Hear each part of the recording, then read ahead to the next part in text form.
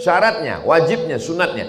Puncak dari haji adalah faman farada fihinnal hajja fala rafatha wala fusuqa wala jidala. Kalau dia sudah sempurna hajinya, maka dia punya 3 keutamaan. Pertama, la rafatha, tidak nakal secara seksual. Wala fusuqa, tidak nakal secara non seksual. Wala jidala, tidak nakal secara lisan.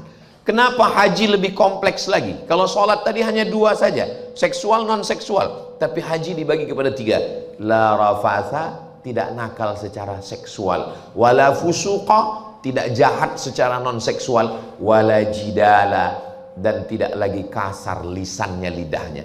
Ada orang yang tidak nakal seksual, matanya nggak jelalatan, ngomongnya nggak porno, tidak korupsi, tidak nakal secara harta benda, tidak mengambil harta milik orang, tapi lidahnya kasar. La tubtilu shadaqatikum bil manni wal adha. Jangan batalkan sedekahmu, perbuatan baikmu, bil manni, dengan mengungkit-ungkit, mengungkap-ungkap, wal adha, dan menyakiti hati orang lain. Qaulum ma'rufun, ucapan yang baik, ucapan yang lembut, kata-kata yang santun, budi bahasa, budi pekerti, keluhuran akhlak mulia, etika moral. Qaulum ma'rufun wa maghfiratun, dan ampunan. Khairun, lebih baik, min shadaqatin, daripada sedekah yatsba'uha adza. Orangnya rajin sedekah tapi diiringi kata-kata yang kasar, caci maki, sumpah serapah. Kalau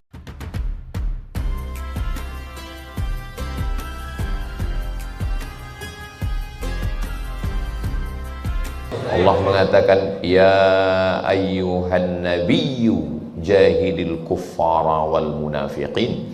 Ketika Allah memanggil Nabi Muhammad SAW, Allah mengatakan, ya ayyuhar rasulu balligh ma unzila ilaika min rabbik. Sampaikanlah apa yang sudah diturunkan kepada engkau oleh Allah Subhanahu wa ta'ala. Ketika Nabi Musa alaihissalam meminta kepada Allah, Rabbi syrahli sadri. Tapi ketika Nabi Muhammad SAW, Allah mengatakan, alam nashrah laka sadrak. Ya Allah, lapangkanlah dadaku, kata Nabi Musa. Tapi Nabi Muhammad SAW kata Allah, alam nashrah laka sadrak, apakah belum kami lapangkan dadamu? Kita tidak boleh membeda-bedakan nabi-nabi. La nufarriqu baina ahadim mir rusulih. Kita tidak boleh membedakan, tapi Allah dengan ayat Al-Quran yang membedakan mereka. Kita tidak boleh membedakan dalam hal fisdiqi wal iman, dalam hal membenarkan dan meyakini nabi-nabi itu tidak boleh kita membedakan. Ini kita benarkan, ini kita percayai, ini kurang percaya, enggak boleh. Tapi ketika Allah Subhanahu wa ta'ala yang membedakan, itu hak prerogatif Allah Subhanahu wa ta'ala. Yang satu dia panggil dengan namanya, yang satu dia panggil dengan jabatan dan kedudukannya. Yang satu dia berikan setelah berdoa, yang satu dia berikan baru saja terlintas di hatinya. Itulah dia Sayyidina wa Maulana wa Syafi'ina wa Zuhrina wa Qurrati a'yunina Muhammad sallallahu alaihi wasallam. Alam nashrah laka sadrak, apakah belum kami lapangkan dadamu? Kenapa Allah menggunakan kata itu? Sama seperti seorang murid, guru ketika sayang kepada muridnya, baru melihat tatapan matanya saja, belum dia ngomong, guru itu sudah faham. Lalu guru itu berkata kepada muridnya, kepada santrinya, dia katakan, apakah belum aku bacakan kitab ini kepadamu? Ketika mahasiswa itu ragu, kira-kira nilai saya nanti C atau A plus ya, maka untuk meyakinkannya, dosen itu mengatakan, apakah belum saya bacakan kitab ini kepadamu? Kalimat apakah belum itu bukan bentuk pertanyaan, tapi untuk penguatan, bukan ke dalam hatinya, tapi kepada mahasiswa-mahasiswa yang lain yang meragukannya. Allah mau menguatkan hati mahasiswa yang lain. Apakah belum saya bacakan kitab ini kepadamu? Kalau yang lain itu hanya mendengar ucapan saya di kelas, tapi khusus untuk mahasiswa ini memiliki keistimewaan. apakah belum saya bacakan kitab ini kepadamu ketika kamu bertalaqi kepada saya, sehingga mahasiswa lain pun sudah paham mengerti isinya. Begitulah Allah mengistimewakan, wa innaka la'ala khuluqin azim. Allah memuji Nabi Muhammad SAW bukan karena sujudnya, bukan karena hajinya, bukan karena ibadahnya, tapi karena ada yang di atas itu. Apa kata Allah? Wa innaka la'ala khuluqin azim. Engkau berada di atas akhlak. Makanya kedatangannya innama bu'istu liutammima makarimal akhlak. Kedatanganku adalah untuk menyempurnakan kemuliaan-kemuliaan akhlak. Makanya kita di hadapan Allah Subhanahu wa taala memang betul diawali dengan ibadah, tapi puncak segala ibadah itu kalau kita lihat dalam ayat-ayat Al-Quran tentang sholat misalnya, ujung dari sholat itu adalah akhlak. Inna salata tanha anil fahsya wal munkar. Fahsya, mohon maaf, kenakalan seksual. Mungkar, kenakalan non seksual. Kenapa Allah membagi kenakalan itu kepada dua? Ada kenakalan yang seksual, ada kenakalan yang non seksual. Karena memang manusia itu begitu. Ada orangnya rajin sedekah, membantu anak yatim, tidak korupsi, tapi nakal secara seksual. Ada sebagian manusia itu tidak nakal secara seksual. Orangnya matanya nggak jelalatan, ngomongnya nggak porno, tapi bakhilnya minta ampun. Makanya ketika orang itu sholat, dua-duanya diselamatkan Allah. Jadi sholat bukan hanya sekedar tegak, berdiri, membungkuk, sujud, tasyahud, membaca ayat, fasih, tapi puncak daripada sholat. Sehingga orang tidak terlalu bangga kepada Allah. Saya sudah menghafal ini, saya sudah baca ini. Nah, karena puncak dari sholat itu adalah tanha anil fahsya wal munkar. Bagaimana dengan puasa? Puncak dari puasa bukan menahan makan, menahan minumnya. Puncak dari puasa adalah la'allakum tattaqun. Puncak dari haji bukan berapa kali tawafnya, sa'inya, itu rukunnya, syaratnya, wajibnya, sunatnya. Puncak dari haji adalah faman farada fihinnal hajja fala rafatha wala fusuqa wala jidala. Kalau dia sudah sempurna hajinya, maka dia punya 3 keutamaan. Pertama, la rafatha, tidak nakal secara seksual. Wala fusuqa, tidak nakal secara non seksual. Wala jidala, tidak nakal secara lisan. Kenapa haji lebih kompleks lagi? Kalau sholat tadi hanya 2 saja, seksual non seksual, tapi haji dibagi kepada 3. La rafatha, tidak nakal secara seksual. Wala fusuqa, tidak jahat secara non seksual. Wala jidala, dan tidak lagi kasar lisannya, lidahnya. Ada orang yang tidak nakal seksual, matanya nggak jelalatan, ngomongnya nggak porno, tidak korupsi, tidak nakal secara harta benda, tidak mengambil harta milik orang, tapi lidahnya kasar. La tubtilu shadaqatikum bil manni wal adha. Jangan batalkan sedekahmu, perbuatan baikmu, bil manni, dengan mengungkit-ungkit, mengungkap-ungkap, wal adha, dan menyakiti hati orang lain. Qaulum ma'rufun, ucapan yang baik, ucapan yang lembut, kata-kata yang santun, budi bahasa, budi pekerti, keluhuran akhlak mulia, etika moral. Qaulum ma'rufun wa maghfiratun, dan ampunan. Khairun, lebih baik, min shadaqatin, daripada sedekah yatsba'uha adza. Orangnya rajin sedekah tapi diiringi kata-kata yang kasar, caci maki, sumpah serapah. Kalau lagi emosi tidak hanya marah, tidak hanya binatang yang keluar, tapi kebun binatang semuanya keluar dari lisannya, dari mulutnya. Mudah-mudahan kita tidak terlalu euforia, bangga sesaat dengan kehebatan ibadah kita, tapi puncak dari semua ibadah itu adalah akhlak, akhlakul karimah, kelembutan, kebaikan, dan sopan santun, berbudi bahasa, bertata krama dalam berbicara. Dan yang paling banyak kesalahan bicara itu adalah yang ceramah. Man katsura kalamuhu katsura saktuhu. Siapa yang banyak ngomongnya, maka dialah yang paling banyak salahnya. Makanya yang paling banyak salahnya itu ya Ustadz Abdul Somad. Makanya ngomongnya subuh ini gak terlalu panjang, hanya menunggu matahari terbit. Setelah terbit, habis itu Kabarnya ada acara sarapan bersama di rumah masing-masing. Alam nashrah laka sadrak, apakah belum kami lapangkan dadamu? Ternyata rasa sempit itu letaknya di dada. Rasa sempit itu letaknya di dada. Makanya kita mendengar, mana Pak Haji yang tahun lalu sama dengan kita Ramadan waktu sama-sama itu? Mohon maaf Ustadz, beliau kemarin ada serangan jantung. Serangan jantung itu di dada, yang berdegup, yang berdetak di sebelah kiri. Kalau dipegang terasa itu berdegup, berdetak. Kalau yang normal itu, tapi kalau dia kena serangan,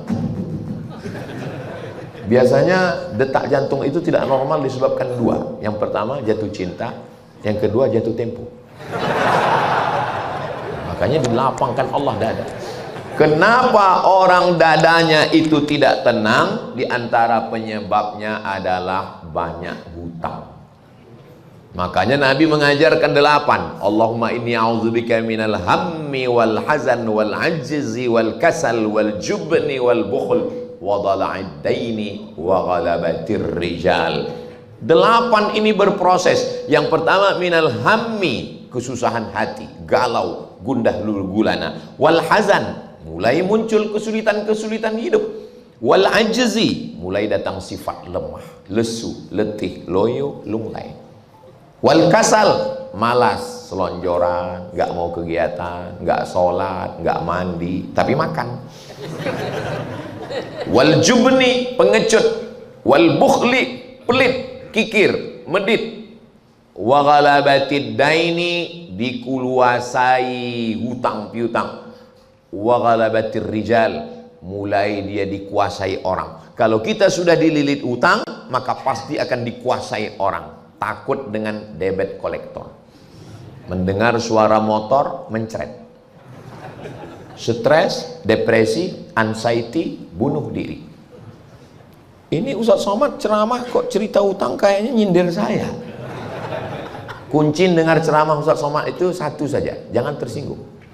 Ada beberapa jamaah tersinggung, pulang meninggal. Kenapa Ustadz itu kalau ceramah sepertinya nyindir kita aja? Sebetulnya Ustadz itu enggak juga tahu siapa masalah itu, jamaah punya masalah. Tapi kalau saya lihat dari senyum jamaah subuh ini orang-orang yang enggak punya masalah dan enggak punya utang. Mudah-mudahan yang ada utang, utangnya lunas. Banyak juga ternyata. Makanya Allah pertama kali meyakinkan kita, alam nashrah laka sadrak. Sebelum mulut kita ngomong, Allah sudah kuatkan hati kita duluan. Alam nashrah laka sadrak, bukankah sudah kulapangkan dadamu? Orang yang dadanya sempit itu rasanya seperti apa? Ka'annama yas'adu fis sama, seperti naik ke langit. Ayat ini turun sebelum pesawat Boeing 747 ditemukan. Kenapa Allah bisa bercerita bahwa orang yang hatinya sempit itu ka'annama yas'adu fis sama, padahal cerita tentang naik ke langit orang belum tahu. Orang baru bisa memahami ayat ini secara sempurna setelah ditemukan naik pesawat. Ketika pesawat take off, disitulah kita merasakan yas'adu fis sama, terasa sempit dada itu, sesak. Makanya sebelum naik pesawat itu orang berdoa dulu, subhanalladzi sahhara lana hadza wa ma kunna lahu muqrinin wa inna ila rabbina lamunqalibun, bismillahi majraha wa mursaha inna rabbil ghafurur rahim. Allahu akbar, Allahu akbar, Allahu akbar, Allahumma antas sahibu fis safar wal khalifatu fil ahl. Orang yang nggak percaya sama Tuhan ngejek sama orang yang berdoa. Apa berdoa kalau pesawat mau meledak ya meledak aja. Orang yang berdoa itu sebenarnya dia ingin menenangkan batinnya, sehingga ketika pesawat itu nanti naik, dia sudah tenang berserah kepada Allah. Belum pesawat take off, dia sudah tertidur duluan. Berapa banyak orang naik pesawat sudah baca doa, belum pesawat take off, dia sudah tidur duluan. Siapa itu? Saya sering naik pesawat itu, belum take off, sudah tertidur, bangunnya malah dibangunkan. Pak, sudah landing. Begitu bangun, kok koyok bidadari, rupanya pramugari. Jadi sebenarnya fungsi doa itu untuk menenangkan kita. Tapi orang yang nggak percaya sama Tuhan, dia malah ngejek orang yang berdoa. Ketika pesawat take off dan ternyata nggak berapa lama terjadi turbulensi, masuk ke dalam ruang hampa udara, lewat di dalam awan, tiba-tiba pesawatnya turun. Yang ini ya wes turun. Ya sudah tidur, sudah tenang. Tapi yang tidak berdoa tadi langsung kaget dan berkata, "Oh my God." Katanya nggak percaya Tuhan. Tapi ketika pesawatnya turbulensi, dia berkata, "Oh my God." Katanya nggak percaya Tuhan. Saya nggak percaya Tuhan. Itu "oh my God" spontan. Sebenarnya di lubuk hati yang paling dalam, dia percaya kepada Tuhan, cuman nggak mau beragama. Namanya agnostik. Sekarang lagi tren. Kamu Islam? Enggak. Kamu agama ini? Enggak. Kenapa? Tuhan terlalu besar untuk diklaim satu agama. Puitis ngomongnya. Begitu dicabut malaikat maut, mau ngomong apa? Datang malaikat maut mencabut nyawamu, apa yang kau ucapkan? Kita jelas mengucapkannya, la ilaha illallah. Orang ini ketika dicabut malaikat maut, kamu ngomong apa? Terlalu besar untuk diklaim. Orang sehebat Albert Einstein sekalipun, dia termasuk orang yang karena melihat kenakalan-kenakalan tokoh agama, akhirnya dia tidak percaya kepada agama. Tapi pas ditanya, kamu percaya sama Tuhan? Kata dia, akal terlalu sempit untuk memahami apa yang terlihat. Ada yang fisik, tapi ada yang dibalik yang fisik ini disebut ahli filsafat dengan metafisik. Ahli-ahli fisika itu pun mengatakan hanya 30% kepala manusia bisa menangkap yang terlihat ini. 70-nya tidak bisa dicerna oleh akal. Maka kata dia sampai pada kesimpulan ada pencipta alam semesta. Namanya siapa? Ya nggak tahu. Nggak tahu dia siapa nama pencipta alam ini.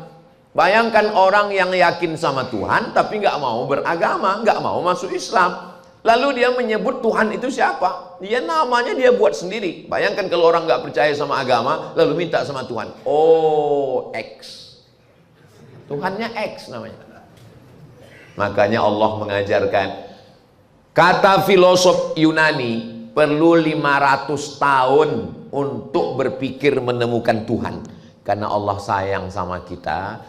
Ya sudah, kamu nggak usah mikir, saya langsung, aku kirimkan langsung Sayyidina wa Maulana Muhammad sallallahu alaihi wasallam. Maka dia yang mengajarkan, ya Rahman, ya Rahim, ya Malik, ya Qudus, ya Salam, ya Mu'min, ya Muhaimin, ya Aziz, ya Jabbar, ya Mutakabbir, ya Khaliq, ya Bari, ya Musawwir, ya Ghaffar, ya Wahhab, ya Razzaq, ya Fattah, ya Alim, ya Qabid, ya Basit, ya Rafi, sampai pada akhirnya ya Ahad, ya Somad. Allah SWT minta kepada dia sampai akhirnya ya Waris, ya Sabur. Tahu kita siapa yang kita minta, tahu memohonnya kepada siapa? Ya Allah. Idza qulta ya Rahman faqad wasaftahu birrahmah. Kalau engkau katakan ya Rahman, saat itu engkau sedang menyebutkan sifat ya Rahmah, yang kasih dan sayang. Begitu engkau mengatakan ya Aziz, faqad wasaftahu bil izzah.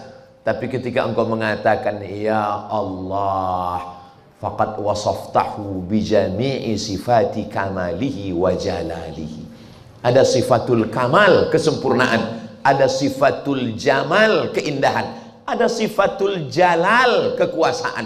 Ketika Allah mengatakan anal muntaqim, aku Tuhan yang membalas segala kejahatan, saat itu dia sedang bersifat dengan sifat al-jalal, kekuasaan. Tapi saat Allah berkata Anar Rahman, makanya ketika membaca Al-Quran yang pertama kali dibuka adalah Bismillahirrahman. Bayangkan ada pezina, pemabuk, peminum khamar, na'udzubillah, mau taubat, buka Quran Bismillahilmuntaqim, nggak jadi taubat. Dengan nama Allah yang maha membalas segala dosa, oh nggak jadi taubat. Tapi begitu lembutnya Allah buka Quran Bismillahirrahman, dengan nama Allah yang menyayangi semua makhluk. Apa beda Rahman dengan Rahim? Rahman yang minum khamar dapat Rahman, yang berjudi dapat Rahman, yang berzina dapat Rahman. Seandainya tidak ada Rahman, maka orang yang buat dosa itu tidak mendapatkan rahmat Allah. Tapi Allah membuka pintu semuanya, sehingga yang mabuk, yang berbuat maksiat, yang berdosa tetap dapat rahman. Sampai akhirnya Allah membukakan pintu hatinya. Mudah-mudahan saudara-saudara kita yang belum mendapat hidayah dibukakan Allah pintu hidayah. Saya sudah doakan sahabat saya nggak dapat hidayah, Pak Ustadz, doakan supaya dibukakan Allah pintu liang lahatnya. Oh, tidak boleh kejam.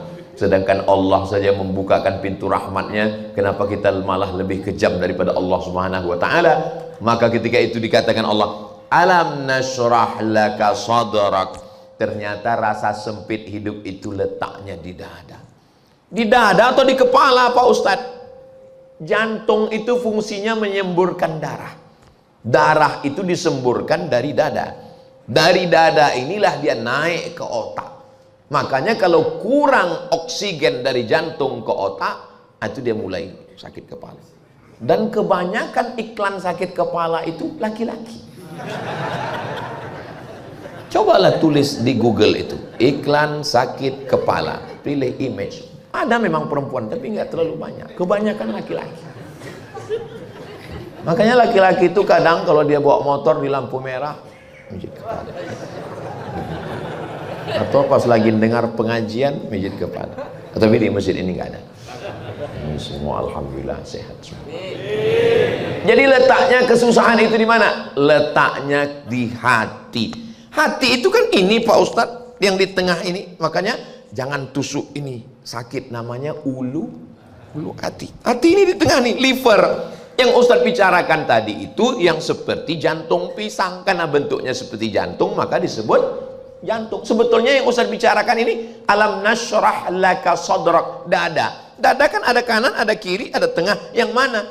Nabi menunjuk at-taqwa hahuna, at-taqwa hahuna, at-taqwa hahuna 3 kali.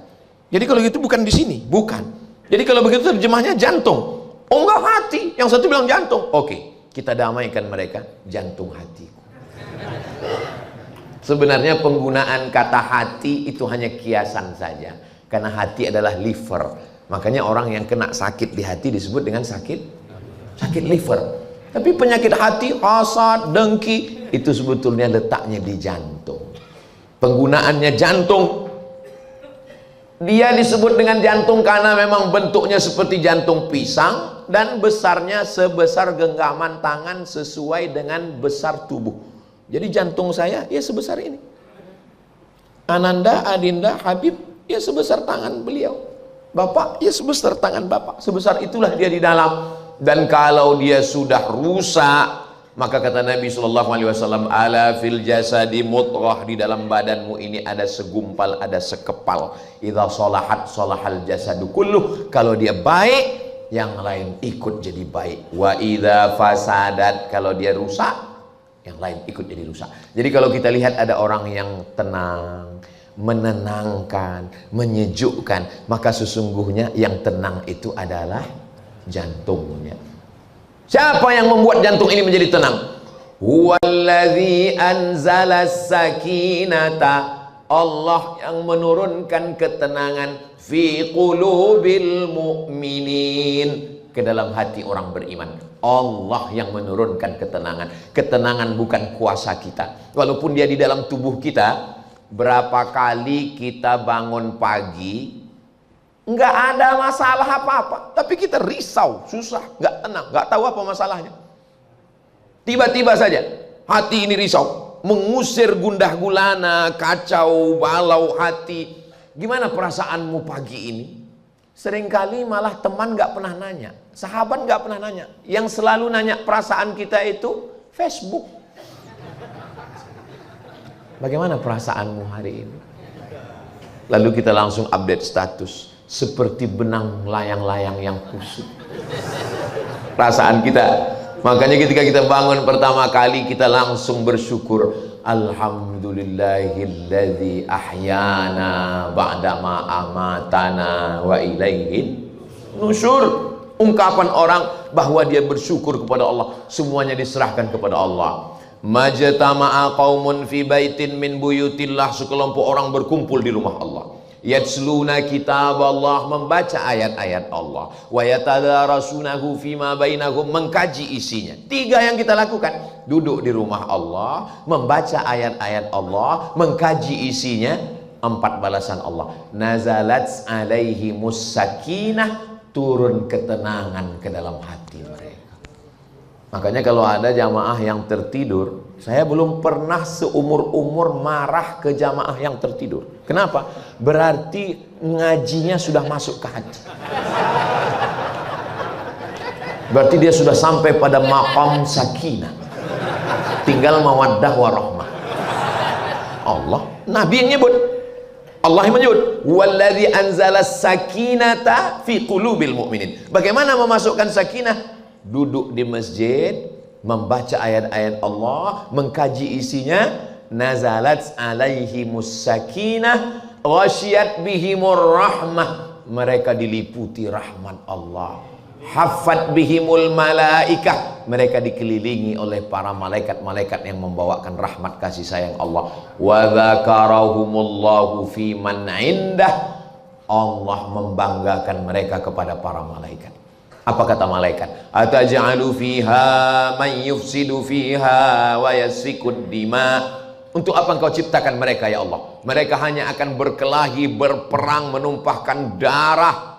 Sampai detik ini 2026 memang perbuatannya menumpahkan darah. Siapa namanya? Donald Bebek. Hobi menumpahkan darah. Apa kata Allah Subhanahu wa taala? Inni a'lamu ma la ta'lamun. Kalau hanya sekedar manusia yang mensucikanmu, wa nahnu nusabbihu bihamdika wa nuqaddisu lak. Kami mensucikanmu, kami bertasbih nggak pernah putus. 70.000 malaikat setiap hari, bertambah terus sejak diciptakan Al-Baitul Ma'mur sampai hari ini. Malaikat yang diciptakan Allah setiap hari 70.000 dalam hadis sahih. Tidak pernah berkurang. Subhanallah walhamdulillah wa la ilaha illallah wallahu akbar. Enggak ada ruginya Allah seandainya manusia ini semuanya na'udzubillah menjadi kufur kepada Allah, karena malaikat cukup. Wa nahnu nusabbihu bihamdika wa nuqaddisu lak. Ataj'alu fiha man yufsidu fiha wa yasfikud dima wa nahnu nusabbihu bihamdika wa nuqaddisu lak. Apa jawab Allah? Inni a'lamu ma la ta'lamun. Aku lebih tahu, kamu tidak tahu. Nanti akan ada orang yang tidak pernah bertemu dengan Nabi Muhammad SAW, tidak pernah berperang bersamanya, tidak pernah makan bersamanya, tidak melihat wajahnya, tapi percaya kepadanya di zaman fitnah yang luar biasa. Mudah-mudahan kita termasuk dalam golongan itu. Betapa indahnya Sayyidina Abu Bakar Siddiq berada berdua di atas Jabal Thur. Ketika itu idhuma fil ghari, ketika mereka berada di dalam gua, idh yaqulu li sahibihi, ketika dia berkata kepada sahabatnya, la tahzan, jangan takut, jangan sedih, jangan cemas. La tahzan, sampai jadi satu buku yang bestseller. La tahzan, don't be sad. Innallaha ma'ana, Allah bersama kita. Ternyata untuk menenangkan hati. Masya Allah, waktu sudah habis. Hebatnya masjid kita. Saya di beberapa masjid itu memang macam-macam cara ngasih tahu. Ada yang pakai kertas, Ustaz Somad, waktu sudah habis. Tapi di masjid kita ada tandanya langsung. Saudara yang dimuliakan Allah Subhanahu, karena kadang Ustaz ini kalau udah megang mikrofon lupa waktu. Itu perlu dibuatkan belnya. Tit. Itu tanda matahari sudah terbit untuk waktu Surabaya. Saudara yang dimuliakan Allah Subhanahu wa taala, maka kalau hati sudah tenang, senyumnya merekah seperti jamaah subuh ini. Kalau dari bunyi aminnya seperti kurang yakin kelihatannya. Kalau hati sudah tenang, ringan tangan berbagi. Kalau hati sudah tenang, maka semangat untuk bekerja, beraktivitas. Sebelum matahari terbit, tenangkan dulu hatimu. Kalau hati sudah tenang, baru bisa menenangkan orang lain.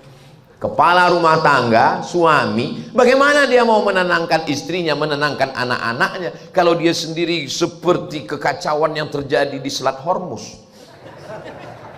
Tenangkan dulu hati. Makanya ketika orang berwudu, dia sedang menenangkan hatinya. Allahumma ja'alni minat tawwabin wa ja'alni minal mutatahhirin wa ja'alni min ibadika sholihin. Setelah itu dia masuk ke masjid, langkah kaki kanan, Allahumma ftahli abwaaba rahmatik, bukakan untukku pintu-pintu rahmatmu ya Allah. Masuk dia ke dalam masjid, selama dia di masjid itu, Masya Allah, nawaitul i'tikaf fi hadzal masjid lillahi ta'ala. Ini penting, di masjid-masjid sekarang sudah nggak ada lagi babus salam. Ketika kita masuk pintu babus salam, ada tiang sebelah kiri, itu dulu tulisan di tiang itu bulat, nawaitul i'tikaf dulu. Sekarang sudah ditutup jadi la ilaha illallah. Perhatikan nanti, insya Allah panjang umur sehat badan, kita akan berangkat umroh insya Allah. Ongkos tanggung masing-masing. Dulu saya melihat tulisan di tiang sebelah kiri waktu masuk babus salam di Madinah, tulisan nawaitul i'tikaf dulu. Sekarang ditutup nawaitul i'tikaf, ditulis la ilaha illallah. Kenapa ditutup? Karena menurut mereka tidak boleh melafalkan niat. Itu bukan sembarangan. Saya Pak Ustadz beberapa kali umroh nggak pernah ngelihat tulisan itu. Karena kamu terlalu sibuk mencari tempat batu cincin.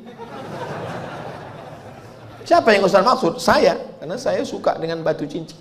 Saudaraku yang dimuliakan Allah Subhanahu wa taala, ketika orang sedang berada di dalam masjid, malaikat mendoakannya dua. Allahumma ighfir lahu, Allahumma arhamhu, Allahumma ighfir lahu, Allahumma arhamhu, Allahumma ighfir lahu, ampunkan dosanya, Allahumma arhamhu, rahmati dia. Sampai kapan? Sampai wudunya batal atau dia keluar dari masjid. Bayangkan, itulah yang menenangkan hati.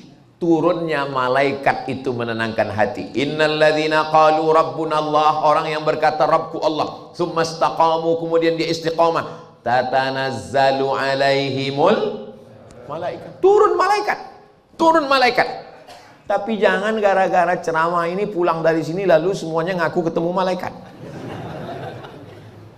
Setelah malaikat Jibril pergi, lalu Nabi nanya, siapa yang tahu tadi yang datang itu siapa? Enggak ada yang tahu. Kata Nabi Muhammad SAW, atakum Jibril yu'allimukum dinakum. Tadi yang datang itu malaikat Jibril. Hadis tentang akhbirni anil iman, akhbirni anil islam, akhbirni anil ihsan, akhbirni an amaratis sa'ah. Tadi yang datang itu Jibril alaihissalam.